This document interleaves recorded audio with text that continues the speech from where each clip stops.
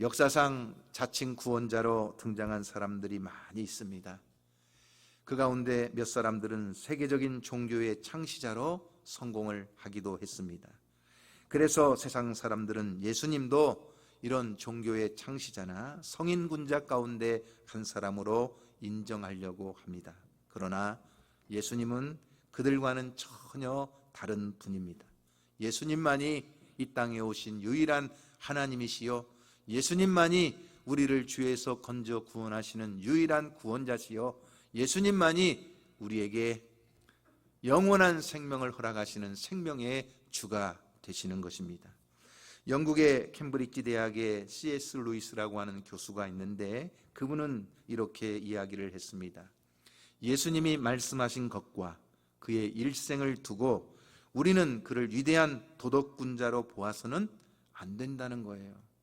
우리는 양자택일을 해야 하는데 예수님이 말씀하신 대로 그분을 하나님으로 인정하든지 아니면 거부하든지 해야 한다는 것입니다. 적당한 도덕군자라는 말은 예수님에게 통하지 않기 때문에 예수님을 하나님의 아들로 인정하든지 반대로 미친 사람 중에 하나로 인정하든지 하라는 것입니다. 예수님의 입에서 나온 말씀들을 그가 말씀하신 대로 다 믿든지 부정하든지 해야지 적당히 중간 노선이라는 건 없다는 거예요. 그러므로 여러분, 예수님은 성인 도덕군자, 기독교의 창시자가 아니라 이 시간 말씀을 통해 우리가 정말로 예수님이 누구신지를 바르게 알고 바르게 고백하고 바르게 믿는 신앙이 되기를 주님의 이름으로 축복합니다. 어쩌면 오늘 말씀은 여러분들이 이미 다 알고 계시는 말씀이에요. 하지만 반드시 기억해야 되고 꼭 붙잡아야 되고 날마다 우리의 입을 통해 고백되어야 될 말씀이에요. 사실 그래서 오늘은 좀 성경 구절을 많이 찾아서 읽어볼 거예요. 그래서 좀 딱딱할 수도 있지만 여러분들이 정말 어떤 목사의 설교나 예화가 아니라 하나님의 말씀의 능력을 붙잡고 그 말씀 안에서 길이요 진리요 생명이신 주님을 만나고 주님을 영접함으로 그 하나님의 자녀된 권세와 기쁨이 여러분의 삶에 충만하기를 주님의 이름으로 축원합니다. 예수님만이 유일한 구원자가 되신다. 왜 예수님만이 유일한 구원자가 되시느냐? 여러분, 예수님께서 요한복음 14장 6절 말씀에서 직접적으로 이렇게 말씀하셨어요. 다 같이 한번 읽어볼까요? 예수께서 이르시되 내가 곧 길이요 진리요 생명이니 나로 말미암지 않고는 아버지께로 올 자가 없느니라. 하나님께로 나아가는 길, 참된 구원으로 들어가는 길, 천국에 들어가는 그 모든 길은 예수님을 통해서만 들어간다는 거예요. 2000년 전이나 3000년 전이나 지금 현재나 아니 앞으로 미래에도 영원히 변치 않는 진리가 있다면 그것은 예수님만이 우리의 구원자가 되신다는 거예요. 예수님만이 우리에게 참 생명을 주시는 분이라는 것입니다. 그래서 예수님께서 나는 곧 길이요 진리요 생명이라고 말씀하셨어요. 또한 베드로가 오순절 성령 강림 후에 성령의 권능을 받고 난 다음에 그가 사내들인 공의 앞에서 외치는 한마디가 있습니다. 사도행전 4장 12절 말씀에 보니까 베드로가 담대히 이렇게 고백합니다. 다른 이로서는 구원을 받을 수 없나니 천하 사람 중에 구원을 받을 만한 다른 이름을 우리에게 주신 일이 없다는 것입니다. 하나님은 모든 사람이 할 수만 있으면 구원받기를 원하시기 때문에 이 사람에게는 이런 방법을 주시고 저 사람에게는 저런 방법을 주시는 것이 아니라 모든 인간이 한 가지의 방법, 한 가지의 문을 통해 구원을 받게 하셨는데 그것이 바로 예수 그리스도라고 하는 이름입니다. 그 이름을 믿고 고백함으로 우리는 하나님의 구원을 누리게 되는 줄로 믿습니다. 그렇다면 정말 유일한 구원자가 되시는 예수 그리스도, 그분은 누구신가? 도대체 예수가 누구이기 때문에 그분만이 구원이라고 이렇게 말하느냐? 자, 그 이유가 있어요. 예수님이 누구신가를 이야기할 때 우리는 크게 세 가지를 꼭 기억해야 되는데, 예수님은 하나님이세요. 뿐만 아니라 예수님은 우리와 똑같은 사람이세요. 그런데 예수님은 죄가 없으신 거룩하고 흠이 없으신 분이세요. 바로 이 세 가지예요. 예수님은 누구시라고요? 그분은 하나님이시라는 사실이에요. 여러분 요한복음 1장 1절 말씀에 보면 뭐라고 나옵니까? 자, 다 같이 한번 읽어볼까요? 시작. 태초에 말씀이 계시니라. 이 말씀이 하나님과 함께 계셨으니 이 말씀은 곧 하나님이시니라 그랬어요. 말씀이 육신이 되어 우리 가운데 오신 예수 그리스도, 그 하나님의 독생자의 영광이 충만하고 은혜와 진리가 충만하신 그분은 하나님이세요. 하나님이 이 세상에 오셨어요. 그분이 누구라고요? 예수님이세요. 예수님의 제자 가운데서도 빌립이라고 하는 제자가 한번 아버지를 보여달라고 합니다. 하나님을 보여달라고 어느 날 질문을 합니다. 그때 예수님께서 빌립에게 대답하신 내용이 이렇게 대답하셨어요. 요한복음 14장 9절 말씀에 보니까 시작.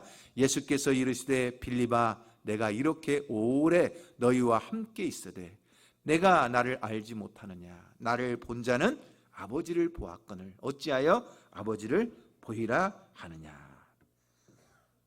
쉽게 이해하면 무슨 말이에요? 내가 하나님이다.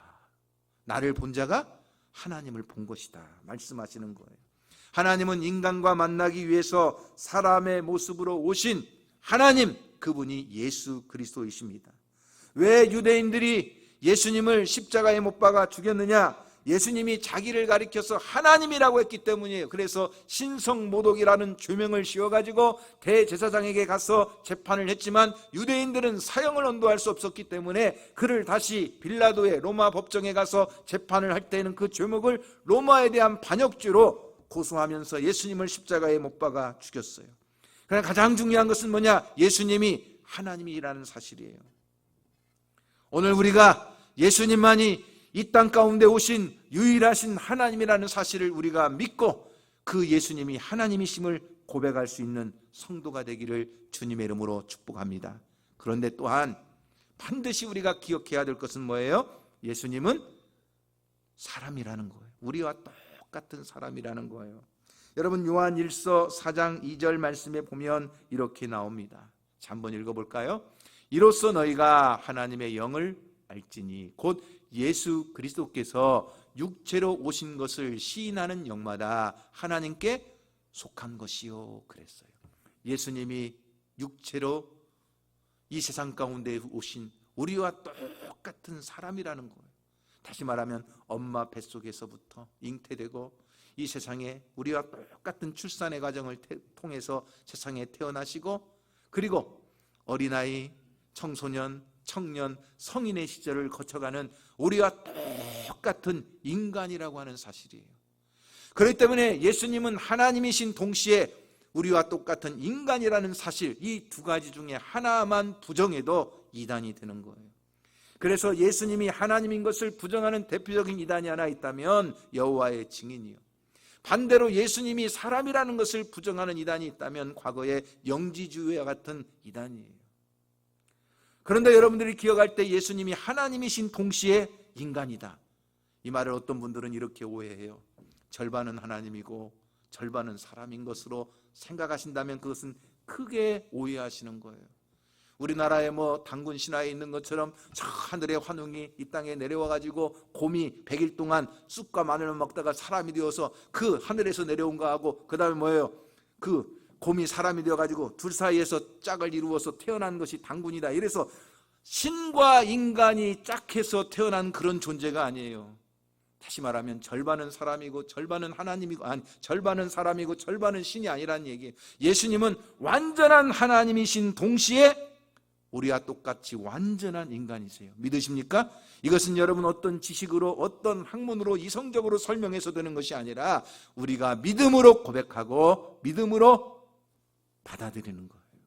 오직 그 마음에 성령이 역사하실 때 그 마음 문을 두드리시고 우리의 마음에 성령의 감동을 통하여 우리의 입술을 통하여 고백되어지는 줄로 믿습니다. 그런데 예수님은 우리와 똑같은 모습으로 오셔서 먹기도 하시고 주무시기도 하시고 때로는 피곤하기도 하시고 때로는 울기도 하시지만 그러나 예수님에게는 뭐가 없다는 거예요? 죄가 없다는 거예요. 여러분에게는 죄가 있습니까? 없습니까? 다 죄가 있어요. 아무리 착한 척하고 아무리 깨끗한 척하고 아무리 거룩한 척해도 모든 인간은 죄를 지어서 죄인이 아니라 죄를 가지고 태어나는 죄인이에요. 그래서 모두가 다 원죄를 가지고 태어나는 본질상 죄인이에요.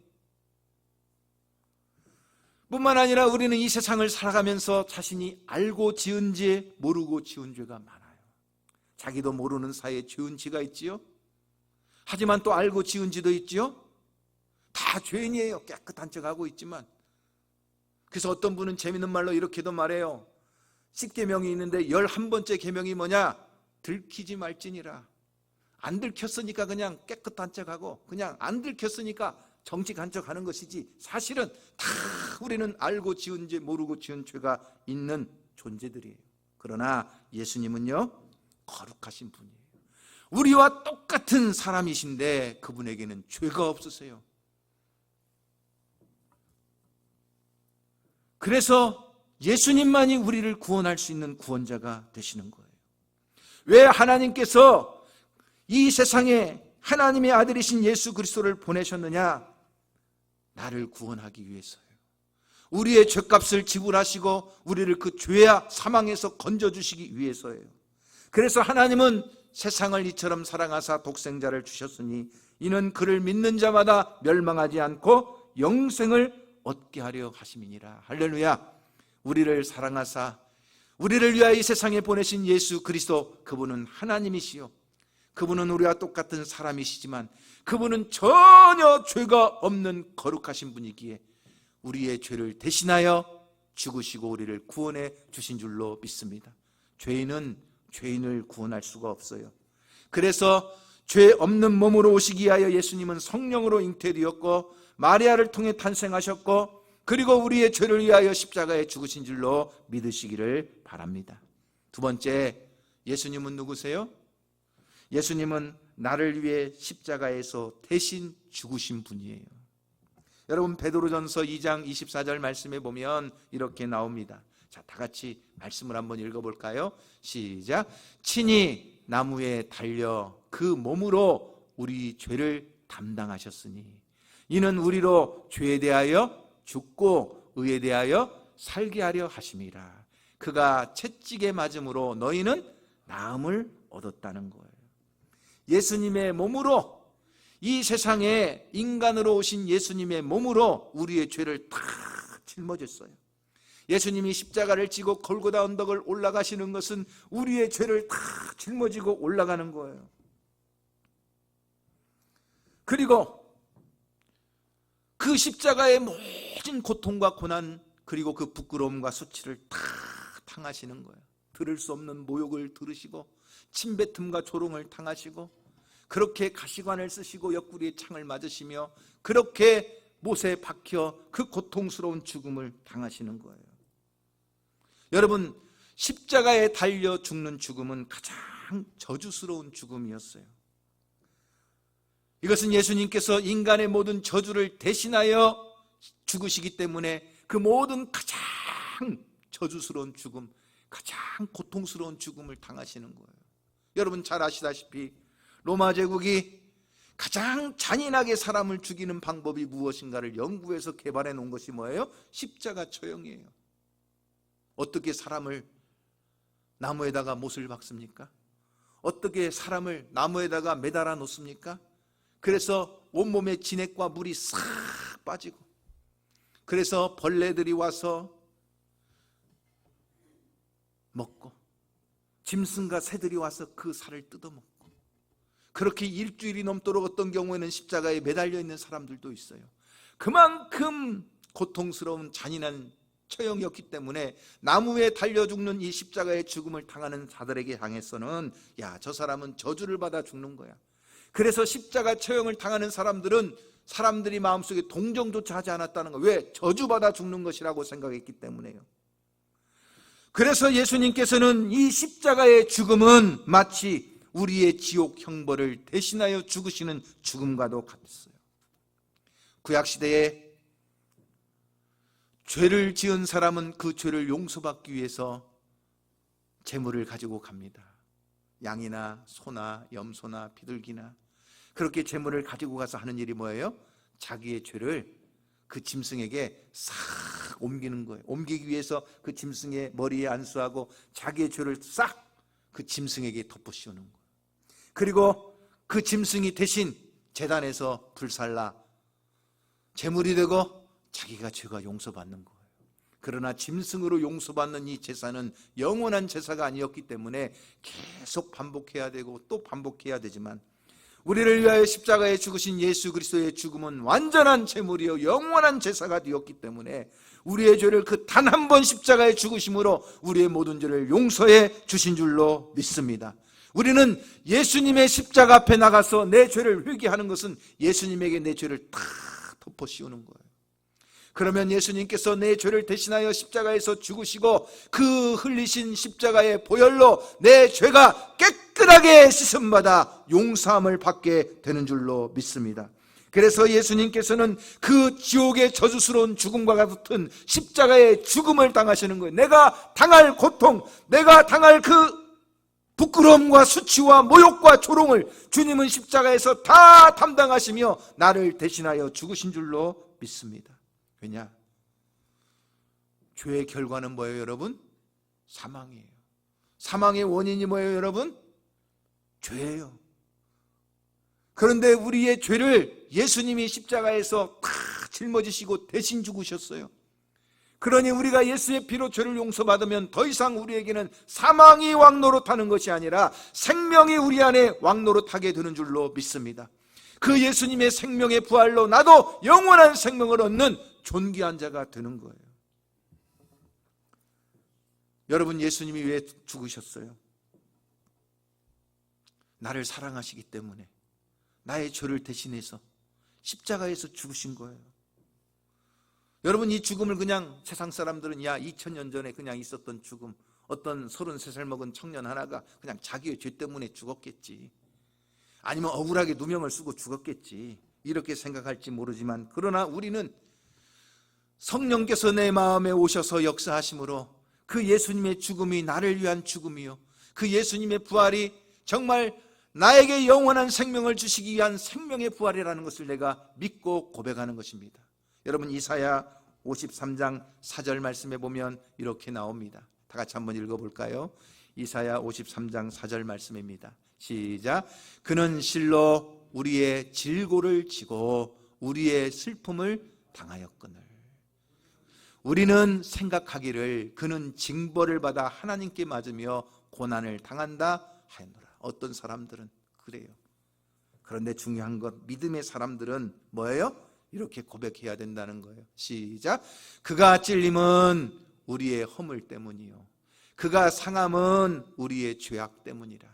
그가 징계를 받음으로 우리는 평화를 누리고 그가 채찍에 맞음으로 우리는 나음을 받았도다. 할렐루야. 사실 이 말씀을 읽을 때 우리는 이렇게 읽으면 조금 실감이 덜 나요. 네, 여러분, 여기 성경 구절을 다시 보여주세요. 우리라고 하는 말에다가 나라는 말로 한번 바꿔보세요. 우리를 나로. 자, 그러면 좀 더 실감이 나실 거예요. 다시 한번 시작. 그가 찔림은 나의 허물 때문이요, 그가 상함은 나의 죄악 때문이라. 그가 징계를 받음으로 나는 평화를 누리고 그가 채찍에 맞음으로 나는 나음을 받았도다. 할렐루야. 내 허물과 죄 때문에 십자가에서 죽으신 예수님, 그 예수님이 못에 박히시고 창에 찔리시고 온몸이 상하도록 부서진 것은 바로 나에게 평화를 주시고 내가 온전하게 치유되는 역사를 위하여 그렇게 십자가에서 죽으신 줄로 믿습니다. 그러면 여러분, 다시 한번 이 말씀을 고백해 봐요. 오늘 이 말씀이 오늘 여러분에게 능력의 말씀이요, 축복의 말씀이요, 여러분의 삶을 변화시키고 치유하는 그러한 역사가 있기를 간절히 소망합니다. 다시 한번 그 사모하는 마음 가지고 다시 한번 고백해 보세요.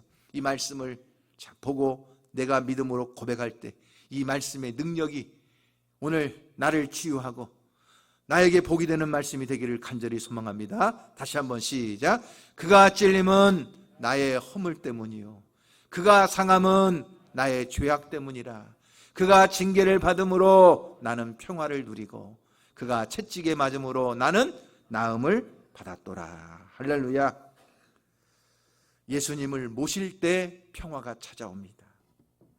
찔리고 상한 마음이 치유될 때 내 육신도 고침받는 것입니다.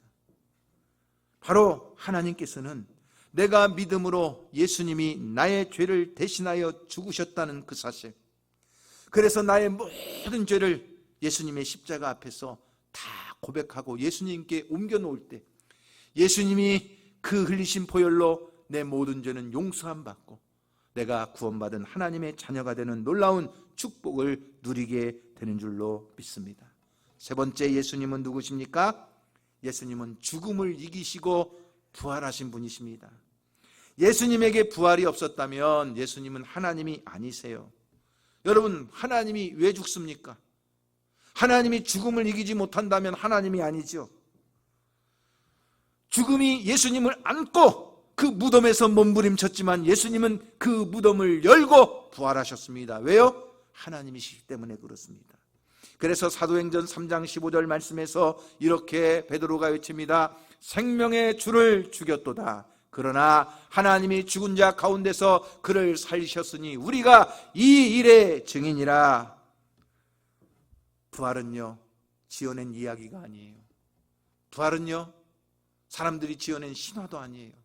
부활은요, 분명한 역사적 사실이에요. 이것을 부인하면 참 무식한 사람이에요. 너무나 뚜렷한 역사적 사실이기 때문에 우리는 부활을 부인할 수가 없어요. 그런데 신자와 불신자의 차이가 뭐냐? 신자는 예수님의 부활을 믿는다는 것이요, 불신자는요, 예수님의 부활을 믿지 않는다는 것입니다. 그런데 이 부활이라는 것은 역사적 사실이지만 누군가에게 설득해서 믿어지는 게 아니에요. 오직 성령의 감동으로만 믿어지는 거예요. 그러므로 오늘 여러분이 이 예수님의 부활이 진정으로 믿어진다면 성령께서 그 마음에 오시고 감동하신 줄로 믿으시기를 바랍니다. 야, 사람이 어떻게 죽었다가 살아나? 또 3일이 지난 다음에 잠깐 기절했다가 깨어났겠지. 이렇게 오해하시는 분들은 아직도 그 마음에 성령이 역사하시지 않기 때문에 그런 분들은 어떤 증거를 갖다 대고 아무리 논리적으로 설명을 해도 믿어지지가 않는 것입니다. 그러나 여러분, 부활은 나름대로의 과학적 증거도 있습니다. 과학적 증거뿐만 아니라 그 일을 증언할 수 있는 증인들도 있습니다. 여러분, 두세 사람의 증인만 가지고도 법정에서 분명한 효력이 있지만 예수님의 부활은요, 예수님의 제자들이 보았습니다. 많은 여인들이 목격했습니다. 500여 개의 형제들이 동시에 보았습니다. 그 예수님의 부활의 증인들이 너무나도 많아요. 그렇기 때문에 대제사장들은 돈을 주고 무덤을 지키는 자들을 매수합니다. 그래서 야, 예수님이 부활했다고 말하지 말고 예수님의 제자들이 예수님의 시체를 도둑질했다고 그렇게 소문을 퍼뜨려라. 그렇게 돈으로 그렇게 무덤을 지키는 자들을 매수하면서까지 예수님의 부활을 덮으려고 했지만 덮을 수가 없었던 것은 예수님의 부활을 목격한 증인들이 너무나 많아요. 확실한 사실이에요. 우리가 부활이 정말인지 아닌지 알기 위해서 성경을 알아야 되는데 성경을 읽다 보면 간혹 처음 신앙을 가지신 분들은 혼란스러울 때가 있어요. 왜냐? 예수님이 분명히 부활하셨다는데 예수님의 부활하신 사건을 기록해 놓은 복음서들을 읽어보면 조금씩 틀려요. 예를 들면 마태복음과 마가복음에는 예수님이 부활하실 때 그 무덤 옆에 천사가 한 명이었다고 나오는데 누가복음에는 몇 명이요? 2사람이 있었다고 나와요. 이거 누구 말이 맞는 거야? 또한 누가복음에는 돌이 굴러져서 무덤이 열려 있었다고 나오는데 요한복음에는 또 그대로 있었다고 나와요. 약간씩 차이점이 있어요. 그런데 그 부활의 사건을 기록하는 정황은 조금씩 다른데 분명한 것이 있어요. 그것이 뭘까요, 여러분? 예수님을 장사 지냈던 그 무덤에는 예수님의 시체가 없었다는 거예요. 그리고 예수님이 부활하셨다는 거예요. 그것만은 정확한 팩트예요. 그런데 옆에 천사가 1명이었느냐 2명이었느냐, 처음 목격자가 여자들이었느냐 누구였느냐, 또 돌이 굴러져 있었느냐 막혀 있었느냐, 이러한 것들은 여러분 조금씩 달라요. 그런데 법정에서 재판을 하는 판사들의 이야기를 들어보면 자, 여러분 이거예요. 자, 법정에서 증언을 하는 두 그룹의 증언이 있는데 한 그룹에서는 두세 사람의 증언하는 증인들이 전부 다 똑같이 증언을 해요. 그런데 또 한 그룹은요, 약간씩 핵심은 같은 것 같은데 뭔가 표현하는 것이 정황을 보았던 것이 조금씩 달라요. 그러면 두 그룹 가운데 어떤 그룹을 진짜 증언으로 채택하느냐? 어떤 부분일 것 같아요, 여러분? 뭔가 조금씩 다르더라도 분명한 핵심이 같은 그 그룹의 증언이 진짜 그룹이라는 거예요. 왜냐? 증언이 서로 똑같으면 뭘 했다는 거예요, 여러분? 미리 입을 맞춘 거예요. 누군가 돈을 주고 증인을 하도록 그렇게 미리 짜맞춰 놨다는 거예요. 그러나 조금씩 다르다는 것은 여러분 분명한 사실이라는 거예요. 동쪽에서 보았느냐, 서쪽에서 보았느냐, 밑에서 보았느냐, 저 위에서 보았느냐에 따라서 자기가 보았던 상황이 조금 다를 수 있고 그 정황은 다르지만 중요한 사실은 뭐냐, 핵심은 뭐냐? 예수님의 무덤이 비어 있었다는 거예요. 예수님이 부활하셨다는 것만큼은 확실하다는 사실입니다. 그러므로 여러분, 오늘 우리는 예수님께서 우리를 대신하여 십자가에 죽으시고 우리에게 영원한 생명을 주시기 위하여 다시 살아나신 부활의 주님을 믿고 영접하는 축복이, 은혜가 저와 여러분 속에 있기를 주님의 이름으로 축원합니다. 이 예수 그리스도를 우리가 영접할 때에 하나님이 주시는 선물이 있어요. 그 선물이 뭐냐? 첫째는 사도행전 16장 31절 말씀에 보면 구원의 선물을 주신다는 거예요. 자, 읽어볼까요? 이르되 주 예수를 믿으라. 그리하면 너와 내 집이 구원을 받으리라. 무엇을 받아요? 구원을 받아요. 이 구원에 대해서는 제가 다음 주에 좀 더 자세하게 말씀을 드리려고 해요. 구원이 무엇이고 정말 우리에게 구원이 필요한 것인가를 다음 주에 말씀드리려고 합니다. 예수를 믿음으로 하나님 우리에게 구원을 선물로 주시는 거예요. 두 번째는 뭐냐? 하나님의 자녀가 되는 권세를 주시는 거예요. 이것이 예수를 영접하고 믿는 자에게 주시는 하나님의 선물이에요. 자, 1장 12절 말씀 시작. 영접하는 자 곧 그 이름을 믿는 자들에게는 하나님의 자녀가 되는 권세를 주셨으니. 할렐루야. 하나님의 자녀가 되는 권세를 받아요. 세 번째는 어떤 선물을 받느냐? 요한복음 6장 47절 말씀에 보면 이렇게 나와요. 시작. 진실로 너에게 이르노니 믿는 자는 무엇을?